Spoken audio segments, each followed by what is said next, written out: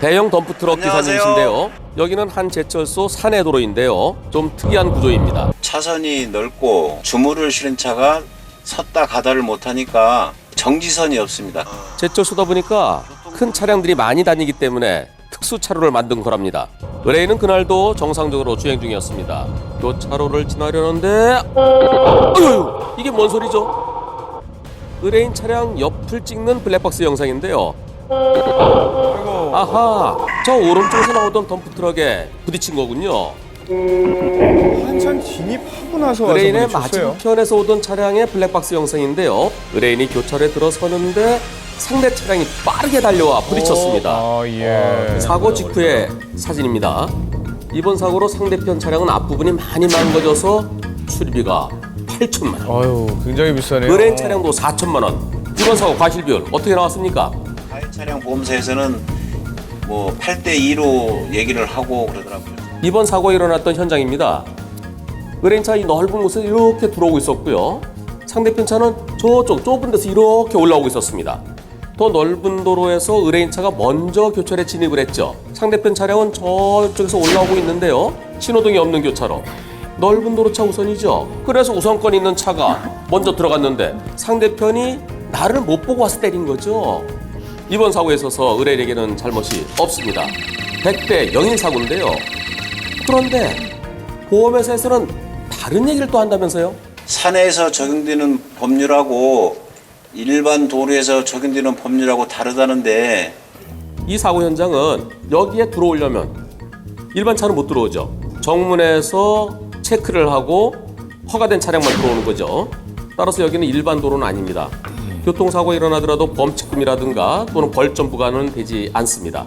하지만 차가 다니는 곳은 어디서든지 도로교통법의 일반 원칙 그대로 대입하면 됩니다.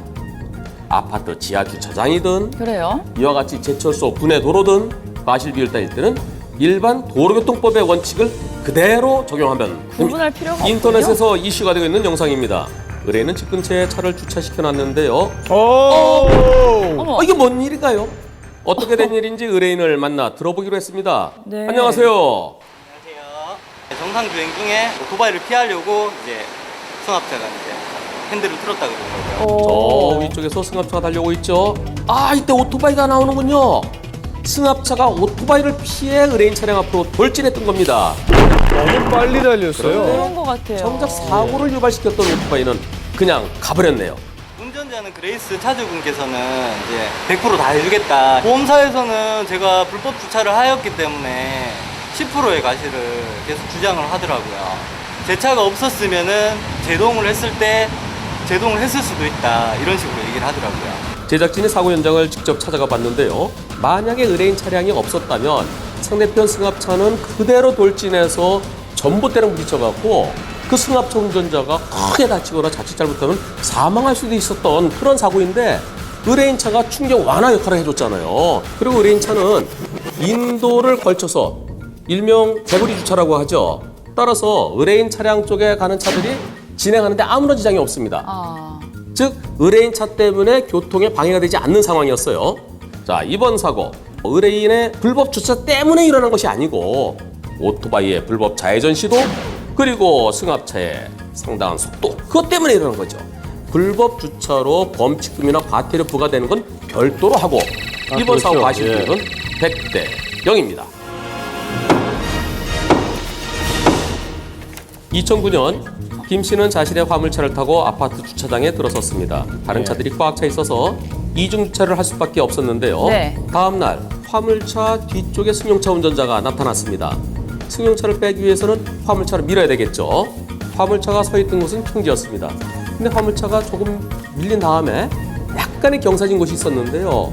그 경사진 곳에서 화물차가 밀리니까 아이고. 그 화물차를 막다가 화물차와 5m 뒤에 있는 옹벽 사이에 끼어서 사망하고 말았습니다. 어머. 사망한 피해자의 유족들은 일렬 주차시켜놓은 것 때문에 사고가 일어났으니까 책임을 져라 라고 손해배상 청구 소송을 걸었는데요.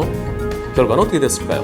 법원의 판단은 화물차 20, 차를 민 피해자 80%로 판결했습니다. 그 이유는 화물차를 세울 때 경사진 곳이 있을 수 있는 곳에서는 사이드를 채우든가 고인목이나 돌 등으로 밀리지 않도록 했어야 되는데 그렇게 하지 못한 것이 화물차 운전자의 잘못이고요. 차를 밀었던 피해자는 화물차 기사에게 연락해서 차를 빼달라고 하든가 일행이 있을 때는 일행의 도움을 받고 일행이 없을 때는 경비 아저씨의 도움을 받고 안전하게 차를 밀어야 되겠고요. 주변에 아무도 없어서 혼자 차를 밀게 될 때 경사지지 않은 쪽으로 밀어야 되겠고요.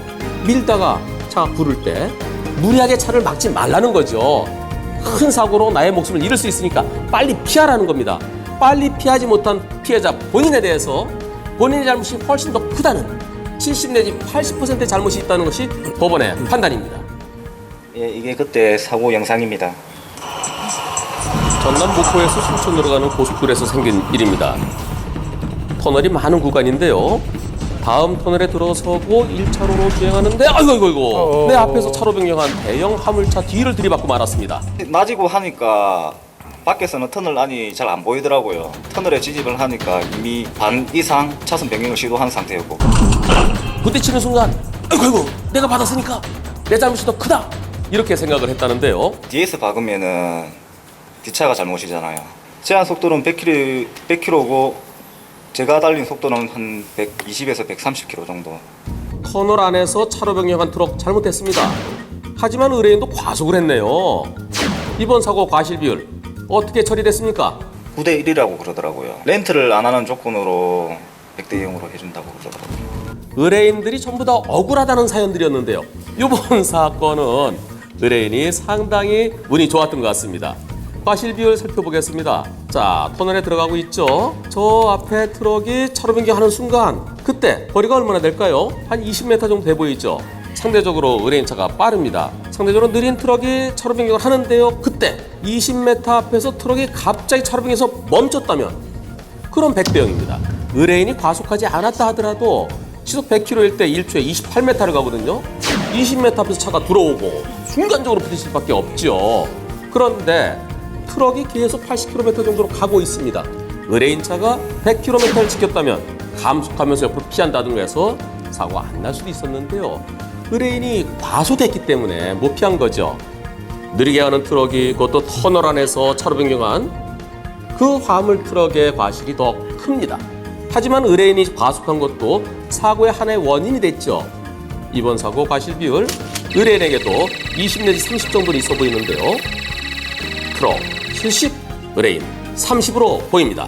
갑작스러운 교통사고로 과실 비율이 궁금하십니까? 저희 몇 대 몇에 제보해 주십시오. 저희가 속 시원하게 풀어드리겠습니다.